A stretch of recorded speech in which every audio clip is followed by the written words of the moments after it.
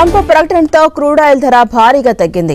$100 దిగువకు crude oil ధర పడిపోయింది. ప్రస్తుతం $92 కు బ్రెంట్ క్రూడ్ పడిపోయింది. హార్మోజ్ జలసంధి తెరవబోతున్నట్టుగా ఇరాన్ ప్రకటించడంతో క్రూడ్ ఆయిల్ రేట్ ఏకంగా 15% తగ్గింది.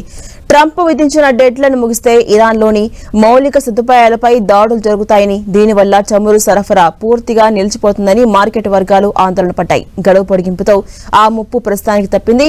ఇరాన్ తమ ఆధీనంలో ఉన్న హార్మోజ్ జలసంధిని 2 వారాల పాటు తెరిచేందుకు అంగీకరిస్తుంది అన్న సంకేతాలు రావడం ధరల తగ్గుదలకు ప్రధాన కారణంగా చెప్పొచ్చు.